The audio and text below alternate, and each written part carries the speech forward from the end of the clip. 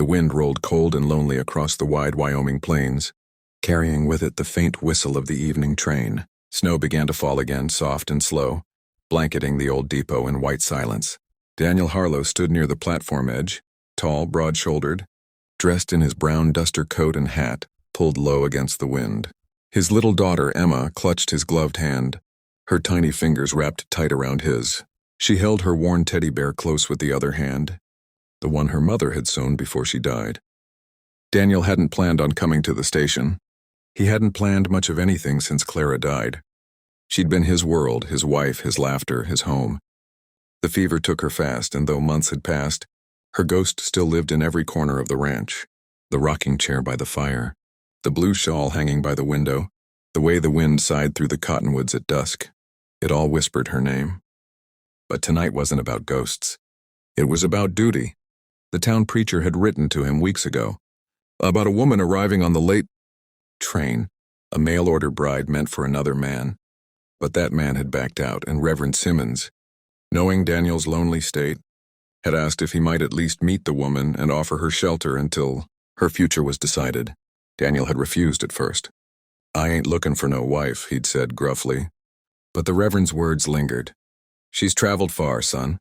No family, no place to go. At least see she's safe." Now here he was, watching the train emerge through the drifting snow, black smoke coiling against a lavender sky. Emma tugged at his coat. "Daddy," she whispered. "Is that her?" The train slowed to a stop, steam hissing around the platform. Doors opened, passengers stepped down, and then she appeared. A woman in a cream-colored dress, her gloved hand gripping the rail, her suitcase worn from travel. The first thing Daniel noticed was her hair, brown, with copper strands that caught the setting sun. And when she lifted her face, his heart stopped. She looked just like Clara. The same gentle mouth, the same deep eyes, the same tilt of her head when she gazed around as though remembering a dream. Daniel blinked, fighting the ache that clawed at his chest. And then Emma let go of his hand, running forward through the snow. "Daddy?"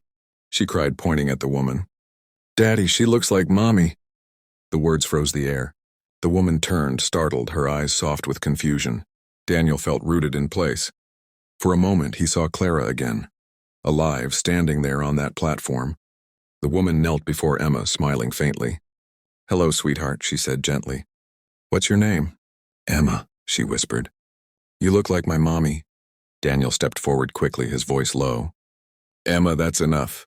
He tipped his hat to the stranger. "Ma'am, you must be Miss Lillian Burke?" "Yes," she said, rising slowly.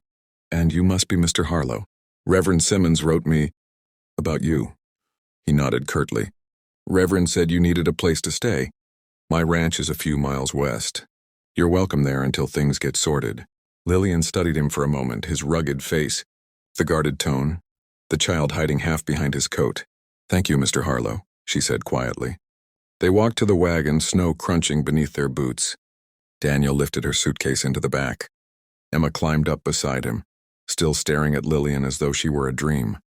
Lillian sat across, hands clasped in her lap. The horse snorted, and Daniel snapped the reins. For a while, no one spoke. The sound of hooves and the whisper of wind filled the silence. Finally, Emma asked, "Miss Lillian, do you like apple pie?" Lillian smiled faintly. "I do very much." "Mommy used to make apple pie every Sunday," Emma said softly. "She said it made the house smell happy." Daniel's grip tightened on the reins. But when he looked at Lillian, he saw something in her eyes, warmth, sorrow, and a strange kindness. When they reached the ranch, night had fallen. Daniel helped Lillian down. "You can stay in the guest room upstairs," he said. "It's warm and there's water for washing." "Thank you," she murmured. "You've been very kind." He nodded and turned toward the barn. "I'll see to the horses." Lillian watched him go, then looked down at Emma. "Will you be here in the morning?" Emma asked sleepily. Lillian knelt and brushed a strand of hair from her cheek. "Yes," she said softly. "I'll be here." Inside, the fire glowed warm. The scent of wood smoke and lavender filled the air. Lillian could almost feel Clara's presence, as though the house itself held its breath. Upstairs, Emma's laughter faded into dreams. Outside, Daniel stood in the barn doorway, staring into the snow. He pulled Clara's locket from his pocket and closed his fist around it. He didn't know who this woman was or why she looked so much like his wife. but something deep inside told him her arrival was no accident. By dawn, the snow had turned to gold under the morning sun. Lillian stood at the kitchen window stirring a pot of oatmeal. Emma was asleep nearby, curled on the sofa with her teddy bear. When Daniel came in from the barn, brushing snow from his coat, the smell of breakfast stopped him cold. The woman by the stove, the firelight in her hair, it was like a memory reborn. "You didn't have to cook," he said gruffly. "It's no trouble," she smiled. Cooking calms the soul. They ate quietly, the three of them, and for a brief moment the ranch felt like a home again. Lillian's gentle voice filled the silence. Emma's laughter returned. But beneath the warmth, Daniel sensed something unspoken in the woman's eyes, something fragile. Later he found her standing by the window, a letter trembling in her hand. "It's from the Reverend," she said softly. "I hadn't read it all until now, Mr. Harlow. I wasn't just coming west to marry a stranger. I came looking for someone." Daniel frowned. "Someone?" She nodded. "Your wife, Clara. I knew her once before she married you. We grew up together in an orphanage back east. She was like my sister." The world tilted slightly. Daniel's chest tightened. "You knew Clara?" Tears welled in Lillian's eyes. "We were the same age. People used to say we could have been twins. When I learned she'd passed, I couldn't stay away. I didn't mean to bring pain. I only wanted to help where I could."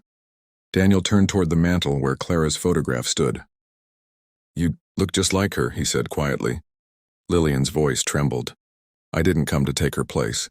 Mr. Harlow, I came because I know what loneliness feels like. Maybe helping Emma smile again could bring light to both of us." Daniel met her gaze. "You already have," he said simply. That night he found Lillian reading by the fire, Emma asleep in her lap. Her soft voice blended with the crackling logs.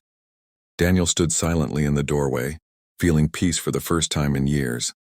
When she looked up, he said gently, "You could stay here a while." "The ranch. It's big and Emma likes you." Lillian smiled through quiet tears. "I'd like that." Days turned into weeks. The snow melted and spring returned. The ranch came alive again, the laughter, the light, the warmth that had once died with Clara. And slowly, Daniel realized the truth. Life doesn't replace what's lost. It just finds new ways to heal. One evening, as the sun set over the fields, Emma ran from the porch clutching a flower. "Daddy!" "Look, Miss Lillian's teaching me to make Mommy's pie." Daniel's heart caught. He looked toward the porch where Lillian stood. Sunlight caught in her hair, flour dusting her dress. She met his gaze with a smile that felt like forgiveness, like hope. That night, under the stars, Daniel whispered to the heavens, "I'll always love you, Clara, but maybe you sent her, so I could live again."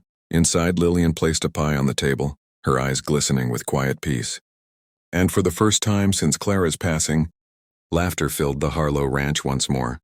Love, it seemed, had come home again. If this story touched your heart, don't forget to subscribe to our channel.